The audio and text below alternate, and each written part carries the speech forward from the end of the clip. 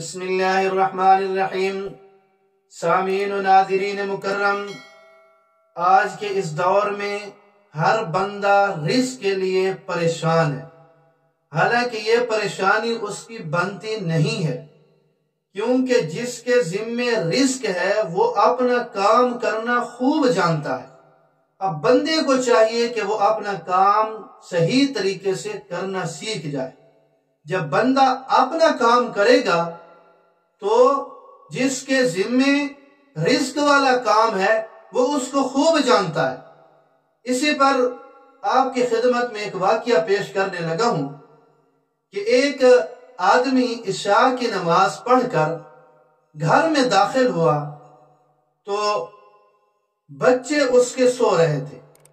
اس نے اپنی بیوی سے پوچھا کہ یہ بچے ایسے سو گئے یا نماز پڑھ کر سوئے ہیں؟ تو بیوی کہنے لگی کہ یہ بغیر نماز پڑھے سوئے ہیں۔ تو چنانچہ اس آدمی نے کہا کہ بھئی ان کو ابھی جگا دو، ان کو اٹھاؤ اور ان کو نماز پڑھاؤ۔ چنانچہ بیوی کہنے لگی کہ گھر میں کھانے کو کچھ نہیں تھا، یہ بھوکے تھے، میں نے انہیں بہلا کر سلا دیا ہے، اب اگر میں انہیں اٹھاؤں گی تو ظاہر سی بات ہے بھوک کی وجہ سے یہ شدید تکلیف میں مبتلا ہوں گے، میں نے تو بہلا کر سلا دیا ہے۔ چنانچہ وہ آدمی کہنے لگا کہ اگرچہ یہ بھوکے ہیں اور انہیں تکلیف ہوگی لیکن انہیں ضرور اٹھائیں اور انہیں نماز پڑھائیں۔ کیوں؟ اس لیے کہ نماز پڑھوانا یعنی میں باپ ہوں، والد ہوں، میری ذمہ داری ہے، نماز پڑھانا میری ذمہ داری ہے، رزق میرے ذمہ نہیں ہے، ان کو کھانا کھلانا یہ میرے ذمہ نہیں ہے۔ وہ جس کے ذمہ ہے وہ اپنی ڈیوٹی کرنا خوب جانتا ہے، وہ اپنا کام خوب جانتا ہے۔ چنانچہ اس آدمی نے سورہ طٰہٰ کی آیت نمبر 132 پڑھی کہ وَأْمُرْ أَهْلَكَ بِالصَّلَاةِ وَاسْتَبِرْ عَلَيْهَا لَا نَسْأَلُكَ رِزْقًا نَحْنُ نَرْزُقُكَ وَالْعَاقِبَةُ لِلتَّقْوَىٰ، کہ آپ اپنے گھر والوں کو نماز کا حکم دیجئے، ان سے نماز پڑھوائیے، وَاسْتَبِرْ عَلَيْهَا، اور اس پر پابندی بھی کیجئے۔ لَا نَسْأَلُكَ رِزْقًا، ہم آپ سے رزق کا مطالبہ نہیں کرتے، نحن نرزقک، یہ ہماری ذمہ داری ہے، ہماری ڈیوٹی ہے کہ ہم ہی آپ کو رزق پہنچائیں گے۔ والعاقبۃ للتقویٰ، اور اچھا انجام تقوی اختیار کرنے والوں کے لیے۔ تو چنانچہ وہ آدمی، اس کی بیوی نے بات مانی اور بچوں کو اٹھایا اور وضو بنوایا اور پھر ان سے نماز پڑھوائی۔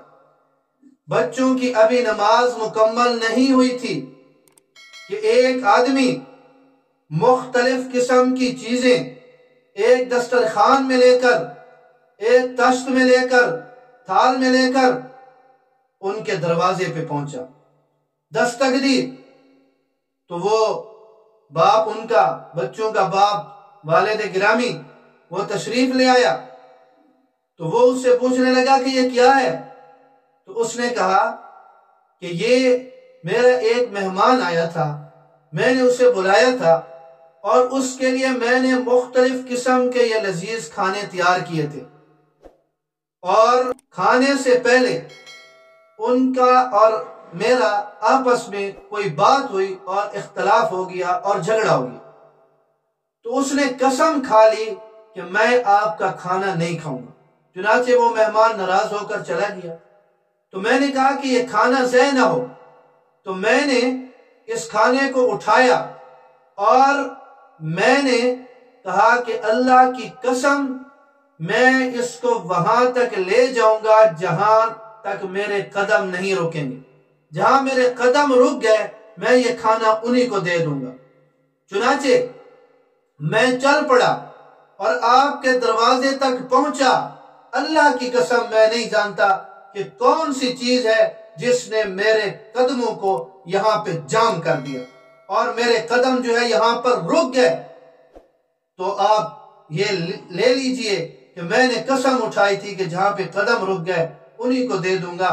چنانچہ اللہ رب العزت نے اس طریقے سے ان کے لیے رزق کا انتظام فرما دیا۔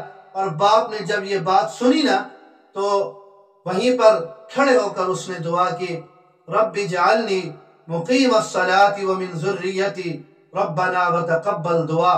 ہاتھ اٹھائے اور دعا شروع کی کہ اے اللہ مجھے بھی نماز کا پابند بنا اور میری اولاد کو بھی نماز کا پابند بنا اور ہماری ان دعاؤں کو اپنی بارگاہ میں قبول و منظور فرما۔